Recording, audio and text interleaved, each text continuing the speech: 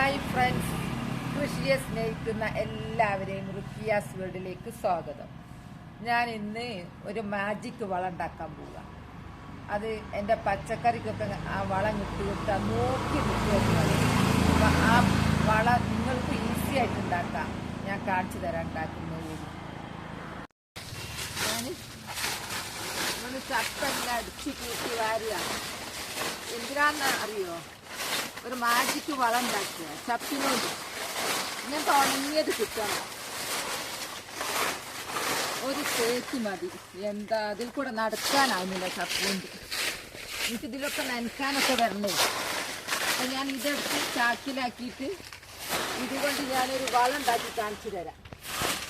എൻ്റെ കാബേജൊക്കെ നോക്കി നിൽക്കേ വളരും. ഞാൻ ഇതിൻ്റെ മുമ്പ് ഇട്ടതാ. ഇന്നിപ്പോൾ ഇങ്ങോട്ട് കാണിച്ചുകൊണ്ട്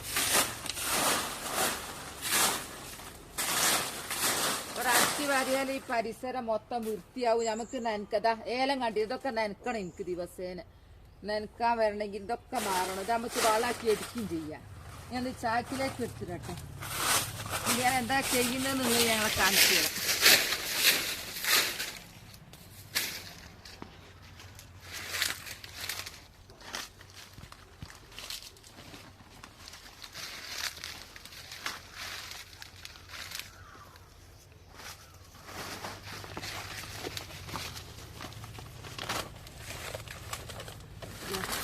ഇതെല്ലാം ഈ ചാക്കിലേക്ക് കുത്തി നിറക്കുക. ഇവിടുന്ന് പറ്റൂല. ഇവിടെ തോട്ടായതുകൊണ്ട് കൊതുകൊക്കെ വല്ലാണ്ടുണ്ട്. ഇവിടെ നിൽക്കാൻ കഴിയുന്നില്ല. എനിക്ക് എൻ്റെ മുറ്റം തന്നെ വേണം പണിയെടുക്കാൻ. ഇതിലേക്ക് കുത്തി നിറക്കുക.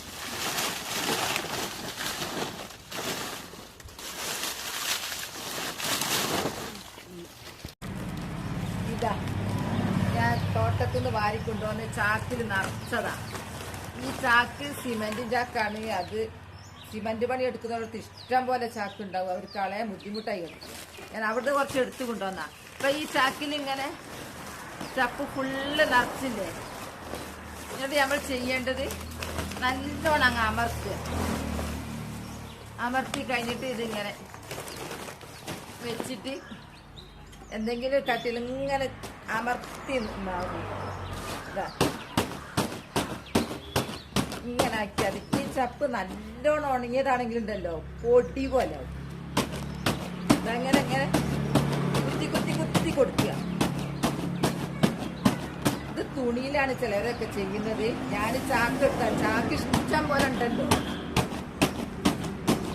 സിമന്റ് ചാക്ക് ഇങ്ങനെ ചെയ്യാം. ഇങ്ങനെ ചെയ്തിട്ട് അപ്പൊ അതിനുള്ളിൽ പൊടിഞ്ഞിങ്ങനെ വരും. ഞാൻ പൊടിഞ്ഞ് കാണിച്ചു തരാം.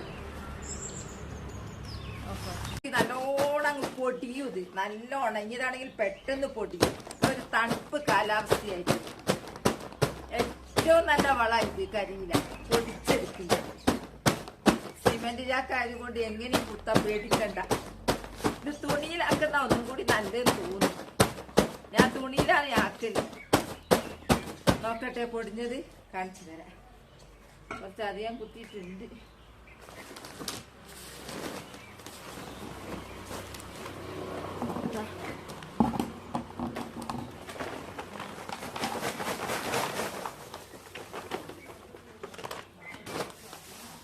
നല്ല പൊടിഞ്ഞ കരിയില നല്ലോണം പൊടിഞ്ഞത് കണ്ടോ. ഇനി ഇത് നമുക്ക് ചെടിക്കങ്ങ് ഇട്ട് കൊടുത്താൽ കുറച്ച് മണ്ണ് ഇടാണ് കേട്ടോ. ഇട്ട് കൊടുത്താൽ നോക്കി നിൽക്കുക. ഞാന് ചെടിക്ക് ഇട്ട് കൊടുക്കുന്നത് കാണിച്ചു തരാം. കാബേജ് വളർന്നത് കണ്ടില്ലേ. ഇതിൽ 3/4 ഭാഗം കരിയിലയാണ്. പിന്നെ കുറച്ച് മണ്ണേ ഉള്ളൂ. അതെല്ലാം അമർന്ന് പോയി. അപ്പൊ അമരുന്നതിനനുസരിച്ച് നമ്മൾ എന്ത് ചെയ്യണം? അങ്ങനെ കരിയില പൊടിച്ചത് ഈ പൊടിച്ചത് ഇങ്ങനെ അടിയിലിട്ട് കൊടുക്കുക. അത് പൊന്തിക്കുന്നതിനനുസരിച്ച് ഇങ്ങനെ പൊന്തി വരും. അതിനനുസരിച്ച് അടിയിലേക്ക് ഇട്ട് കൊടുക്കുക. കരിയില ഇങ്ങനെ പൊടിച്ചത് കൊണ്ട് അമർന്ന് നിൽക്കുന്നത്. അല്ലെങ്കിൽ ഇതൊന്ന് പിടിച്ചാൽ കിട്ടും. ഇങ്ങനെ ഇട്ട് കൊടുക്കണം. അങ്ങനെ നമ്മൾ ഇട്ട് കൊടുത്താൽ ഇതാന്ന് പറയും പോലെ ഇത് നോക്കി നിൽക്കുക വളയും. ഇതിലൊന്നും അധികം പ്രായമായിട്ടില്ല. ചെറിയ തയ്യാണ്. ഞാൻ വെയിലുള്ള ഭാഗത്തേക്ക് ഇത് മാറ്റിയതാ. നമുക്ക് ഈ കോലൊക്കെ ഇട്ട് മാറ്റണം. അതൊന്നും വേണ്ട. ഇത് നിറച്ചങ്ങ് ഇട്ട് കൊടുത്താൽ എത്ര ഉണ്ടായിരുന്നു ഞാൻ പൊടിച്ചെടുത്തതാ. ഉണക്കി കഴിഞ്ഞ് തുണിയിലാണ് ബെസ്റ്റ് കേട്ടോ. ചാക്കുള്ളത് കൊണ്ട് ഞാൻ ചാക്കിലാക്കിയതാ. അത് നിറച്ച് ഇങ്ങനെ കരിയിലിടുക. ഇത് കുറേ കരിയില കൂടി പൊടിച്ചതായത് കൊണ്ട് നല്ല വളം. മണ്ണ് മാത്രമാണെങ്കിൽ പാറ പോലെയാവും. ഈ കേബേജിന്റെ വേരിന് ഓടി നടക്കാൻ കഴിയില്ല. പിന്നെ അതിന്റെ മേലെ കുറച്ച് മണ്ണിടുക. മണ്ണും കരിയിലും ഒക്കെ ഞാൻ ഒരുക്കി കൊണ്ടുവച്ചതാ. തോട്ടം അടിച്ചു വാരിയിട്ടും തോട്ടത്തിൽ നിന്ന് മണ്ണ്. നമ്മള് കഷ്ടപ്പെടാനും ഒരു മനസ്സുണ്ടെങ്കിൽ അവര് തരും ഇവര് തരുമെന്ന് പറഞ്ഞിരിക്കാതെ നമ്മൾ തന്നെ കഷ്ടപ്പെട്ടവരൊന്നും ഉണ്ടാക്കിയാൽ വിജയിക്കും. ഉറപ്പായിട്ടത് വിജയിക്കും. മേലെ കുറച്ച് മണ്ണിടണം. ഈ കരിയിലിന്റെ മേലെ ഈ മണ്ണിൽ ധാരാളം നല്ല സൂക്ഷ്മ ജീവികളുണ്ട്. ഈ പൊടിച്ചെടുത്ത ഇതില്ലേ കരിയില, അതിനൊക്കെ വളമാക്കി മണ്ണാക്കിയൊക്കെ മാറ്റും.